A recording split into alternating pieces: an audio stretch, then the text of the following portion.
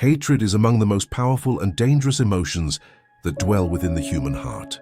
It can consume a person's thoughts, distort perception, and fuel endless cycles of violence and division.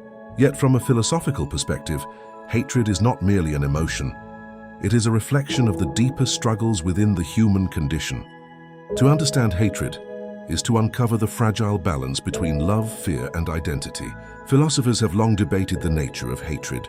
Some argue it is born from ignorance, the failure to understand others and the fear of what is different.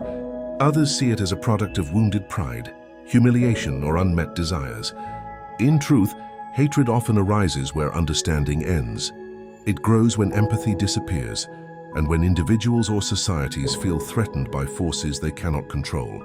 Hatred becomes a defense mechanism, an emotional armor to protect the ego from feelings of powerlessness. From a psychological standpoint, hatred is rarely about the object we claim to despise.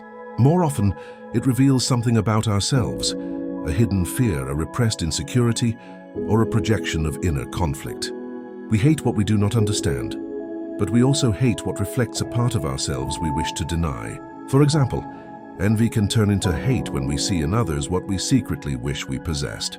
Historically, hatred has shaped the destiny of nations. It has justified wars, persecution, and genocide. Entire ideologies have been built on hatred, of race, religion, or difference.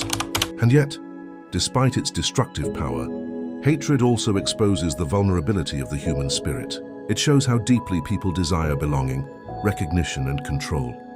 When these needs are denied or threatened, hatred becomes the weapon of the powerless, a false source of strength drawn from destruction. Philosophically, hatred can be seen as the shadow of love. We cannot truly hate without first having the capacity to care. Love and hate are emotional twins. Both bind us deeply to others, though in opposite ways. The person we hate most often occupies as much space in our mind as the one we love. Hatred demands energy, focus, and passion, all things rooted in connection. This paradox suggests that to overcome hatred, we must transform it rather than suppress it. True wisdom begins when we face the roots of our hatred: ignorance, fear, pain, and pride. When we begin to understand these emotions, hatred loses its grip. Compassion and awareness allow us to see beyond our limited perspective. This does not mean we must excuse cruelty or injustice, but that we must rise above the blindness hatred creates. In the end, hatred is not defeated through force but through consciousness. It thrives in darkness and dies in understanding.